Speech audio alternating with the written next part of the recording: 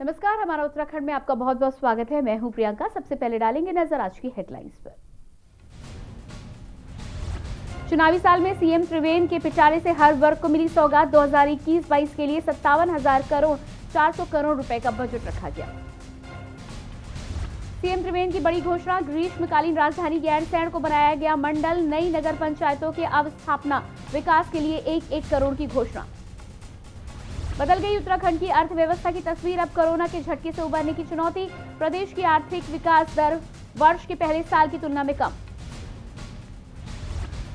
हरिद्वार में पहली बार निकली किन्नर अखाड़े की पेशवाई, देखने को उमड़ा जन सैलाब। हर हर महादेव के जयघोष से गूंजी चारों दिशाएं। चमोली की ऋषिगंगा झील से पानी निकालने का साइफोनिक एक्शन सुरक्षित तरीका। आईआईटी रुड़की के वैज्ञानिकों ने भेजी रिपोर्ट।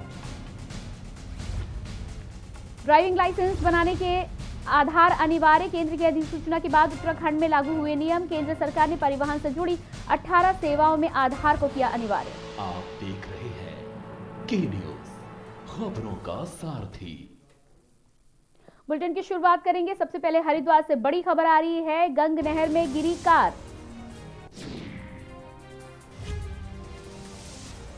हादसे में 4 लोगों की मौत। एक ही परिवार के 4 सदस्यों की मौत। मामले की जांच पड़ताल में जुटी है पुलिस। हरिद्वार से आपको बड़ी खबर बता रहे हैं, जहां पर गंग नहर में कार गिरने से बड़ा हादसा हुआ। हादसे में 4 लोगों की मौत हो गई। ये चारों लोग एक ही परिवार के बताए जा रहे हैं। 4 सदस्यों की मौके पर ही मौत हो गई। मामले की जांच पड़ताल में पुलिस जुट गई है।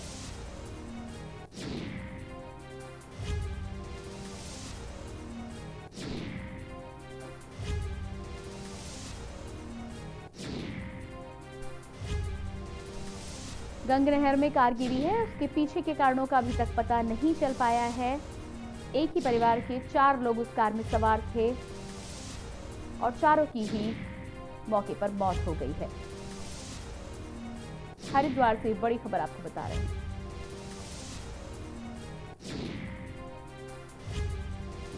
कुछ स्थानीय लोगों ने पुलिस को इसकी सूचना दी और सूचना मिलते ही पुलिस मौके पर पहुंच गई है। मामले की जांच पड़ताल में पुलिस जुट गई है।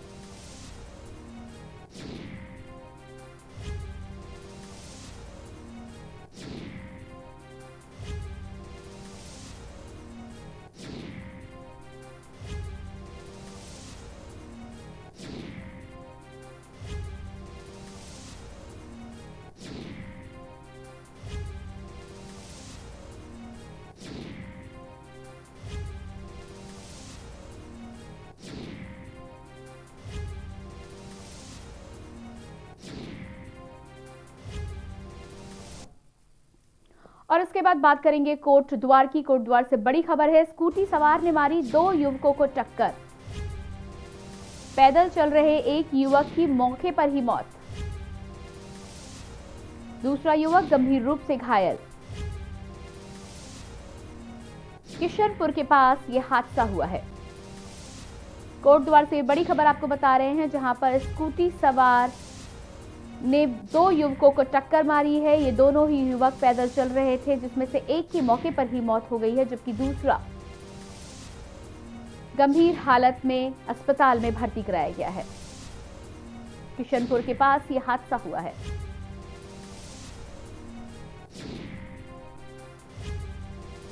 और सड़कों पर लोगों की लापरवाही के चलते इन दिनों सड़कों पर हो रही दुर्घटनाएं बढ़ती जा रही हैं। उन्हीं में से एक ये है, जिसमें स्कूटी सवार युवक ने 2 लोगों को घायल किया। एक की मौके पर मौत हो गई और दूसरा अभी भी घायल बताया जा रहा है।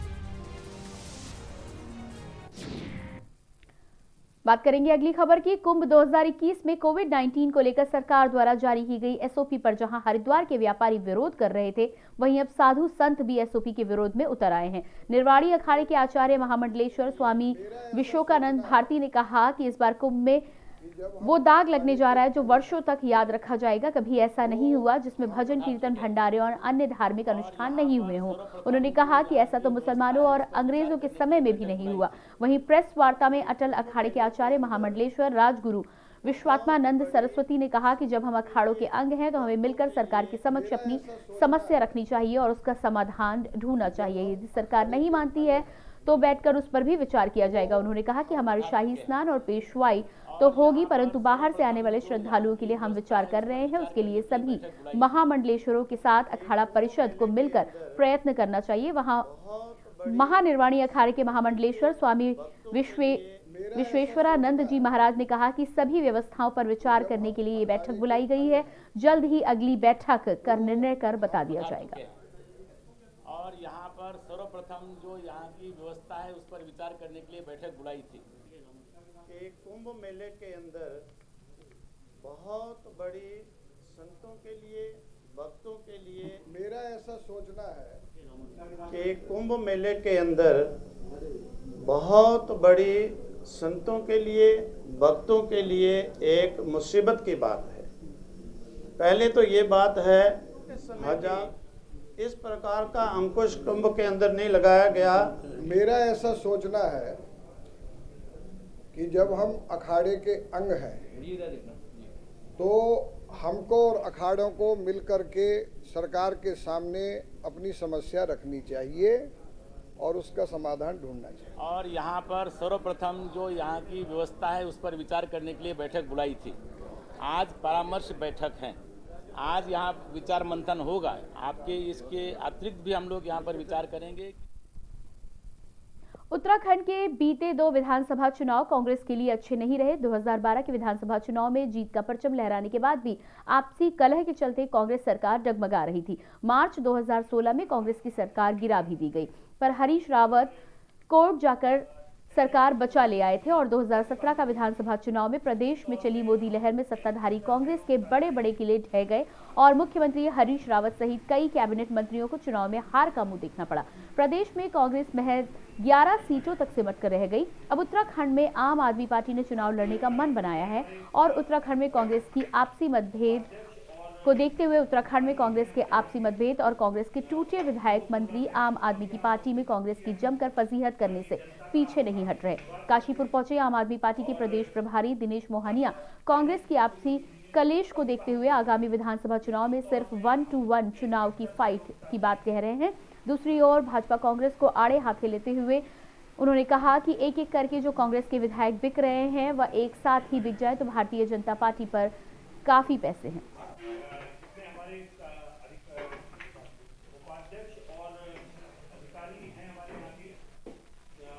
केवल 1 to 1 चुनाव होगा, जिसमें एक सिरे पे भारतीय जनता पार्टी होगी और दूसरे सिरे पे आम आदमी पार्टी होगी। इस पूरे चुनावी परिदृश्य में कांग्रेस कहीं पर नहीं दिखाई दे रही है। उसका कारण उनकी अंदरूनी कलह है। साथ ही साथ मैं कांग्रेस के जो वोटर हैं या जो सपोर्टर हैं उनसे भी पूछना चाहूंगा कि लोग कांग्रेस को वोट क्यों करें।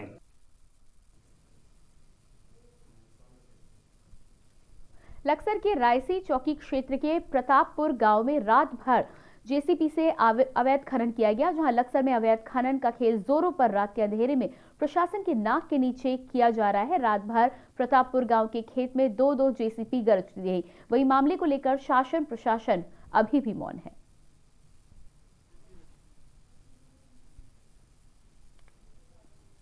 ये अभी आप मेरे संज्ञान में लाए हैं कि इस तरीके से चल रहा है। मैं तुरंत एक जो है इस पर कार्रवाई करवाता हूँ। जो भी इसमें विधि सम्मत होगा वो कार्रवाई की जाएगी। सर, अवैध खनन को लेकर ये भी मेरे संज्ञान में आप ला रहे हैं। यदि ऐसा होता है तो हम जल्दी इस पर कुछ कार्रवाई करते हैं।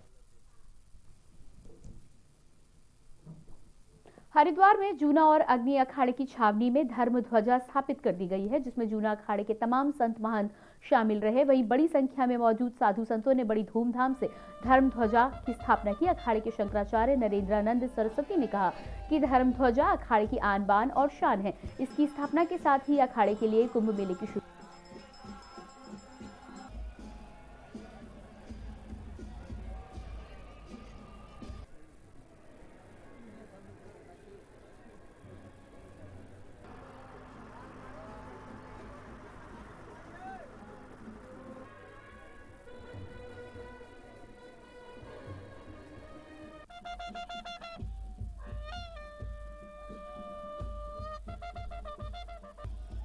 विश्वस्य जगतः प्रतिष्ठा, विश्व की प्रतिष्ठा का आधार धर्म है।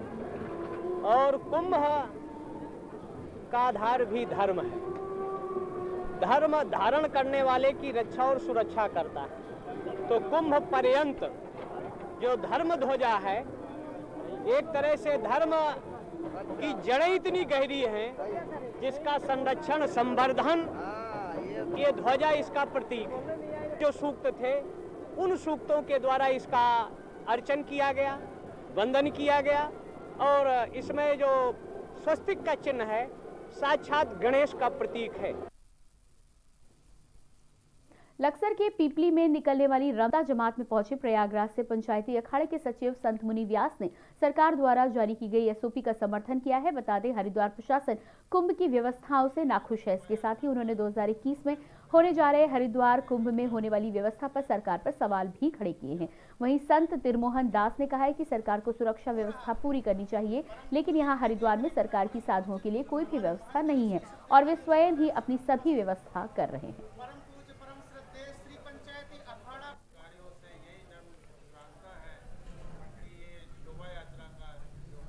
हम वक्तव्यों का विरोध नहीं करते हैं, परंतु अभी आपने देखा होगा कि कितना बड़ा जितना बड़ा यहाँ का कुंभ भरता है ना उत्तराखंड का, इससे ज़्यादा पब्लिक अभी वहाँ योगी जी हैं अपने उत्तर प्रदेश में।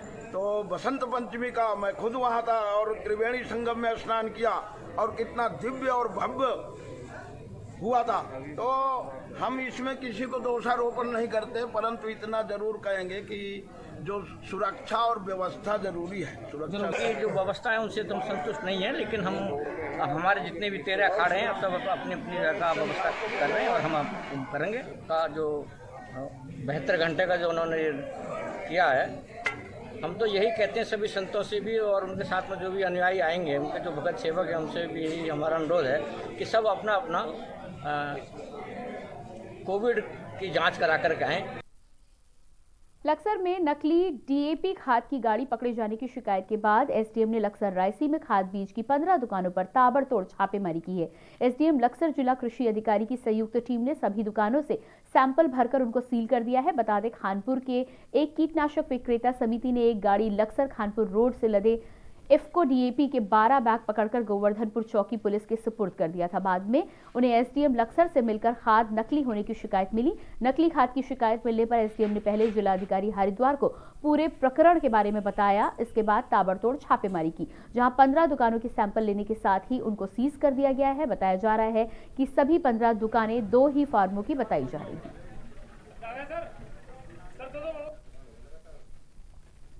और कल हमें लक्सर के कुछ व्यापारियों द्वारा जो है शिकायत दर्ज की गई थी कि रायसी और लक्सर में कोई खाद बीज विक्रेता हैं, उनके द्वारा जो है नकली उर्वरक बेचा जा रहा है।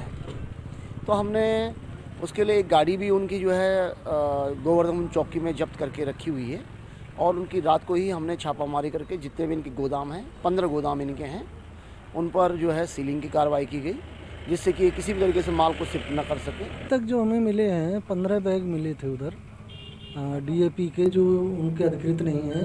इफ्को के डीएपी के बैग रखे हैं, अब वो उसकी जहाँ सैंपल लिए गए हैं और उसकी परीक्षण होने के बाद ही लैब से जब परीक्षण होकर रिपोर्ट आएगी तब पता लगेगा कि वो ओरिजिनल है या डुप्लीकेट है।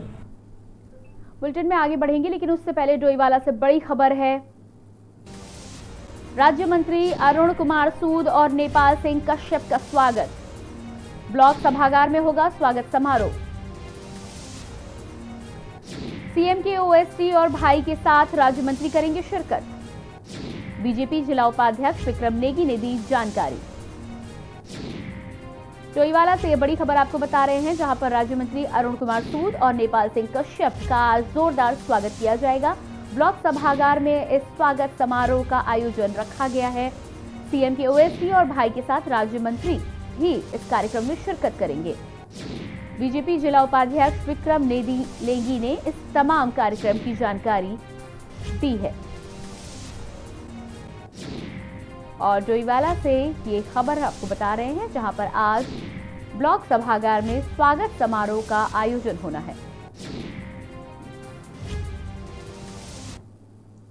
उत्तराखंड के मुख्यमंत्री त्रिवेंद्र सिंह रावत ने नगर निगम कोटद्वार का नाम परिवर्तन कर कर्ण ऋषि के नाम पर कर्ण नगरी कोटद्वार रखने की स्वीकृति दी है। अब नगर निगम कोटद्वार कर्ण नगरी कोटद्वार के नाम से जाना जाएगा। महर्षि कर्ण की तपस्थली और चक्रवर्ती सम्राट भारत की जन्मस्थली कर्णाश्रम कोटद्वार शहर से करीब 14 किलोमीटर के फासले पर स्थित है। इसलिए कोटद्वार शहर की पहचान महर्षि कर्ण के नाम पर भी है। इसलिए समय समय पर कोटद्वार का नाम बदलने की मांग उठती रही, जिसके बाद अब सीएम त्रिवेंद्र सिंह रावत की सहमति भी मिल गई है। यानी कोटद्वार को अब कर्ण नगरी कोटद्वार के नाम से जाना जाएगा।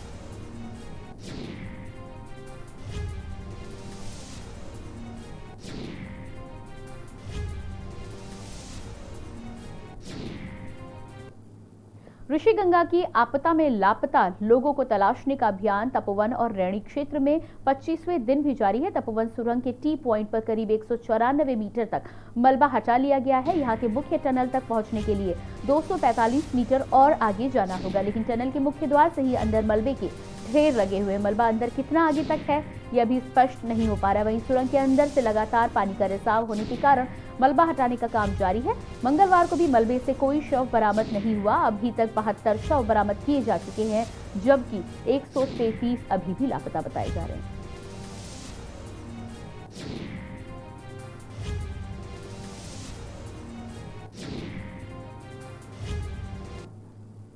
घाट सड़क को लेकर आंदोलनकारियों के समर्थन में धरना स्थल घाट पर कांग्रेस प्रदेश अध्यक्ष प्रीतम सिंह पहुंचे। वहीं गैरसैंण में हुए पुलिस व आंदोलनकारियों के बीच झड़प को लेकर उन्होंने कहा कि आंदोलनकारियों के साथ इस तरीके की घटना का होना निंदनीय है। महिलाओं के साथ लाठीचार्ज की घटना का हम जमकर विरोध करते हैं। इसके साथ ही उन्होंने कहा कि नंदप्रयाग घाट सड़क 1.5 लाइन की मांग को लेकर पिछले 53 दिनों से लोग धरने पर बैठे हैं, लेकिन सरकार इस मामले पर कोई भी रुचि नहीं ले रही है।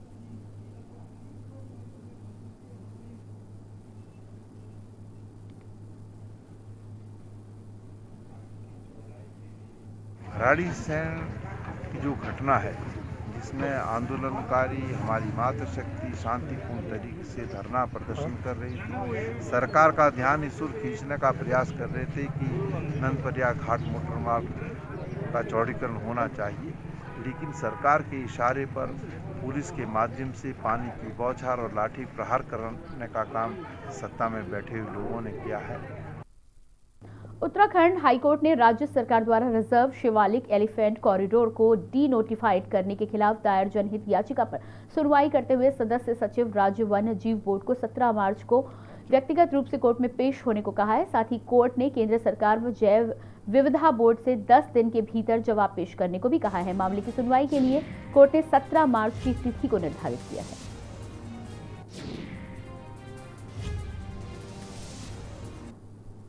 देखिए, शिवालिक एलिफेंट रिजर्व को डी नोटिफाई करने का जो निर्णय था, पहले तो राज्य वन्यजीव बोर्ड का 24 नवंबर 2020 का, और उसके पश्चात उत्तराखंड सरकार का 8 जनवरी 2021 का, उस पर माननीय उच्च न्यायालय पहले ही स्टे ऑर्डर पारित कर चुका है। आज जब मामला पुनः सुनवाई पर आया तो राज्य सरकार की ओर से एक प्रति शपथ पत्र जो है वो प्रस्तुत किया गया, लेकिन राज्य वन्यजीव बोर्ड की तरफ से ना कोई प्रस्तुत हुआ, और इसलिए माननीय उच्च न्यायालय ने राज्य वन्यजीव बोर्ड के सदस्य सचिव को व्यक्तिगत रूप से 17 मार्च को जो है सुनवाई में बुलाया है। और आइए इसके बाद आपको सीधे लिए चलते हैं गोरखपुर, जहां पर उत्तर प्रदेश के सीएम योगी आदित्यनाथ एक कार्यक्रम में शिरकत कर रहे हैं। जनता दरबार आज लगा है सीएम का गोरखपुर में, जहां पर दूर दूर से लोग अपनी समस्याएं लेकर आए हैं, जन सुनवाई कर रहे हैं योगी आदित्यनाथ।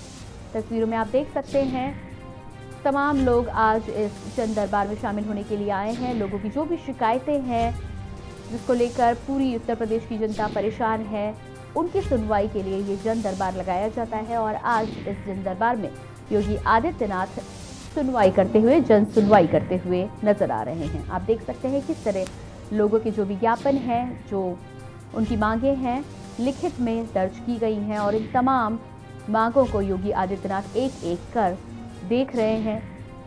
इस जनता दरबार में लोगों की समस्याओं को लोगों ने सीएम योगी आदित्यनाथ तक पहुंचाया है, और उसके बाद इन तमाम समस्याओं पर विचार किया जाएगा।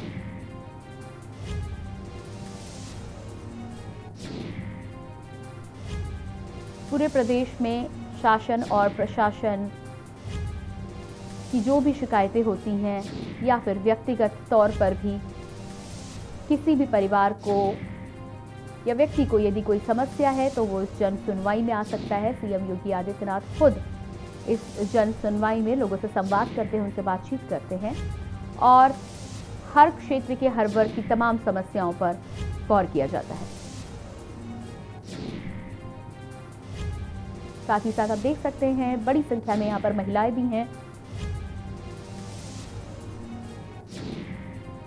राज्य में महिलाओं की स्थिति को बेहतर बनाने के लिए लगातार प्रयास किया जा रहा है। ऐसे में भारी संख्या में यहाँ पे महिलाएं दिखाई दे रही हैं जिनको कहीं ना कहीं कुछ शिकायतें हैं। इन तमाम शिकायतों पर योगी आदित्यनाथ के द्वारा गौर किया जाएगा और इसके बाद आगे बढ़ेंगे, लेकिन उससे पहले लेंगे एक छोटा सा ब्रेक।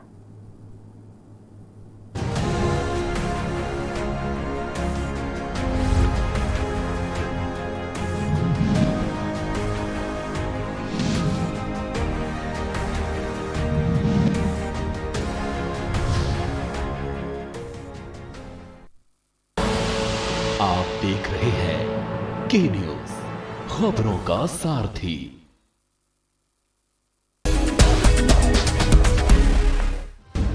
मिशन रोजगार, युवाओं के साथ योगी सरकार। 50 लाख युवाओं को रोजगार देना लक्ष्य। 5 नौजवानों को नौकरी उपलब्ध कराने के साथ साथ 1.5 करोड़ नौजवानों को रोजगार की सुविधा भी प्रदेश के अंदर उपलब्ध कराने का कार्य राज्य की सरकार ने किया है। ये कार्य इसलिए जिससे हर एक के जीवन में खुशहाली लाई जा सके। 4 सालों में रिकॉर्ड 4 लाख सरकारी नौकरियां। नई स्टार्टअप इकाइयों से 5 लाख युवाओं को रोजगार। एमएसएमई सेक्टर में 2 करोड़ 5 लाख रोजगार का सृजन। एमएसएमई सेक्टर में उद्योग लगाने के लिए 1000 दिनों तक आपको किसी भी प्रकार की कोई भी लाइसेंस की आवश्यकता नहीं पड़ेगी। आप जाइए, अपना यूनिट लगाइए। ओडीओपी में 25 लाख से ज्यादा लोगों को मिला रोजगार।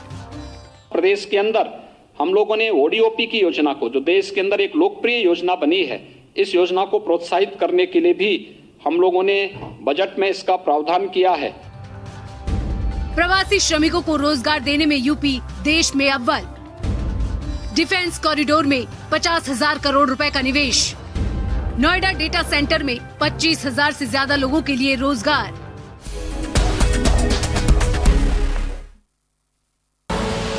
आप देख रहे हैं के न्यूज, खबरों का सारथी।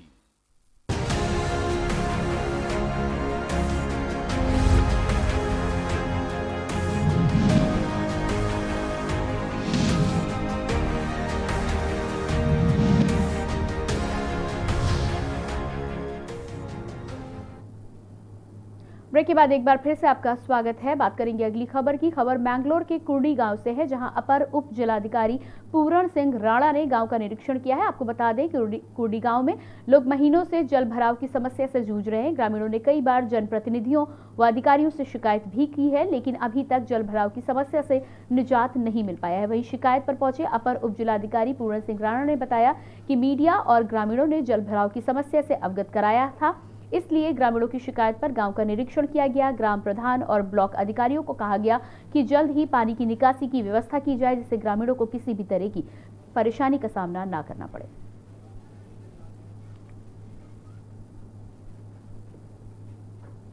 नहीं, देखिए, ये प्रकरण कल संज्ञान में आया था मीडिया के माध्यम से भी, और कुछ गांव के लोगों द्वारा कल तहसील में आके समस्या को रखा गया था। तो उसी क्रम में आज विजिट किया गया है और बाकी पूरे गांव में सफाई का एक ड्रेनेज का प्रॉपर व्यवस्था है, लेकिन एक जो बीच में जो गली है उसमें कुछ जगह पे पानी कलेक्ट हो रहा है, जिससे कि 10-15 परिवारों को प्रॉब्लम हो रही है।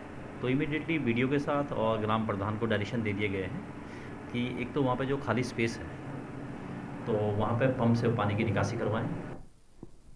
उत्तराखंड हाईकोर्ट ने राज्य सरकार द्वारा वन अधिनियम में संशोधन कर मामले के खिलाफ दायर जनहित याचिकाओं की सुनवाई करते हुए राज्य सरकार से कहा है कि पर्यावरण को बचाना और विकास कार्यों को करना भी सरकार का काम है। अगर सरकार के पास ऐसा डेवलपमेंट प्लान है तो उसे 4 सप्ताह के भीतर कोर्ट में पेश किया जाए। वहीं मामले की अगली सुनवाई 4 सप्ताह के बाद की तिथि नियत की गई है, जबकि सरकार के उक्त आदेश पर कोर्ट ने पहले ही रोक लगा दी है। आपको बता दें कि सरकार के इस आदेश पर वन एवं पर्यावरण भारत सरकार ने कहा था कि प्रदेश सरकार वनों की परिभाषा ना बदले। उत्तराखंड में 71% वन होने के कारण कई नदियों व सभ्यताओं के अस्तित्व बना हुआ है।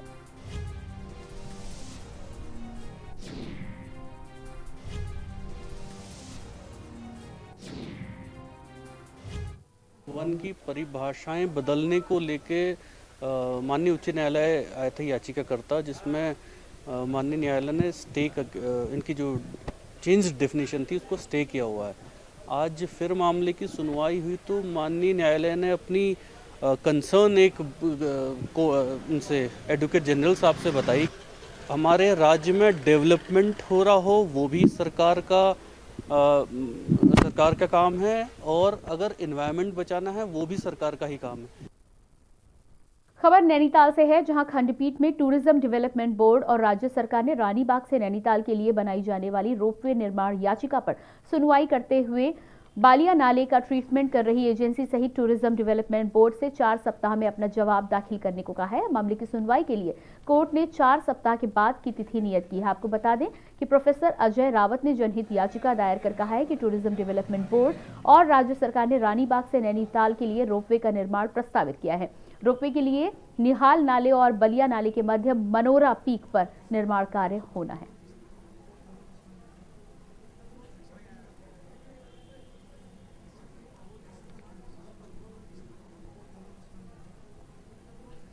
तो उनको पूजने वाले लोग हैं वो दलित समाज से हैं, वरना आज तक जितनी भी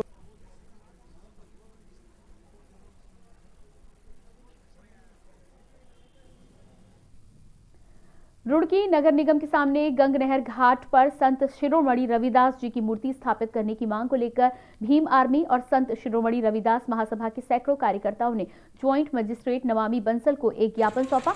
आपको बता दें कि देर शाम नगर निगम के सामने गंग नहर किनारे संत रविदास जी की मूर्ति हटाए जाने से लोग नाराज हैं। दलित समाज के सैकड़ों लोगों ने सिविल लाइन में जाम लगा दिया था और पुलिस प्रशासन के खिलाफ जमकर प्रदर्शन भी किया था।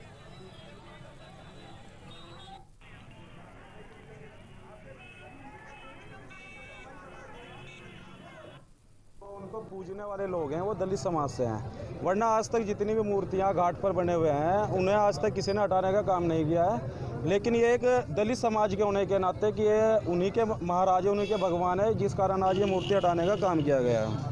इसको लेकर कहीं ना कहीं समाज के लोगों ने कल प्रदर्शन किया है, और अगर ये नहीं होगा, अगर ये प्रशासन नहीं सुनेगा तो शायद दोबारा भी प्रदर्शन होगा और ज़्यादा जनसंख्या के साथ प्रदर्शन होगा। धार्मिक भावनाओं को बहुत ज़्यादा ठेस पहुंची है, जिनके बहुजन समाज पूर्ण रूप से आस्था रखता है संत शिरोमणि सतगुरु रविदास जी महाराज में, उनकी पूजा अर्चना करता है। और हर साल की भांति इस वर्ष भी गुरु रविदास महासभा के द्वारा रविदास जयंती और शोभा यात्रा हर्षोल्लास के साथ निकाली गई, और जिस स्थान पर मूर्ति रखी गई उसी स्थान पर हर वर्ष शोभा यात्रा संपन्न होती है और वहाँ पर पूजन होता है और पूजा के बाद आरती होती है। तो उसी स्थान पर मूर्ति रखी गई, लेकिन पुलिस प्रशासन के द्वारा वो मूर्ति हटा दी गई। जब मूर्ति वहाँ पर रखी जा रही थी, प्रशासन वहाँ पर मौजूद था, तो प्रशासन को वो मूर्ति का विरोध तभी करना चाहिए था, वो मूर्ति तभी हटानी चाहिए थी, लेकिन प्रशासन ने ऐसा नहीं किया। देखिए, जो रविदास मंदिर कमेटी से जुड़े जो लोग हैं, तो किसी व्यक्ति के द्वारा सडनली घाट पे एक मूर्ति रखने का प्रयास किया गया था, जिसको पीसफुली अन्य जगह शिफ्ट किया गया है। क्योंकि घाट जो बना है यहाँ पे, तो लोगों का कहना यह है कि ये पहले से हम लोग ये रविदास मंदिर से जुड़े हुए जो लोग हैं वो वहाँ पे उस घाट से प्रति उनकी आस्था जुड़ी हुई है।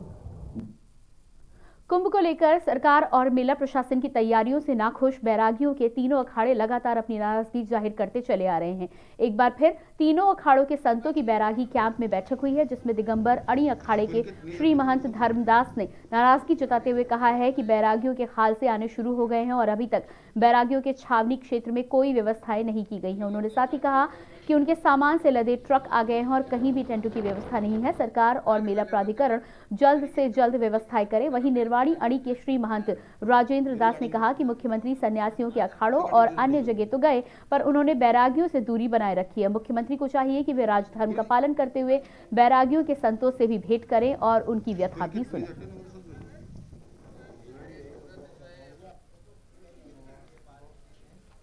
ये मेन चीज जो अखाड़ों के दिक्कत है, मैं ये बोल रहा हूँ कि खालसाओं जो भी महात्मा है प्रयागराज से सब अपने आने लगे, और यहाँ पर प्लाट अभी कोई सिस्टम ही नहीं तैयार भया, तो इसके लिए अफरा तफरी न बचे, इसलिए तत्काल 2 दिन 4 दिन के अंदर में इसको प्लाट के फाइनल करें। और जो है यहाँ के सीएम है तो राज धर्म का पालन करे। सब अखाड़ों में गए, बैरागी कैंप कनखल में नहीं आए। तो अगर जो है वहाँ यहाँ के राज्य के जो है मुखिया हैं और राज धर्म का पालन करना चाहते तो बैरागी कैंप कनखल में आवे। वैष्णव के तीनों अखाड़े संत महात्मा काफी मात्रा में यहाँ पड़े हैं और आके मिले।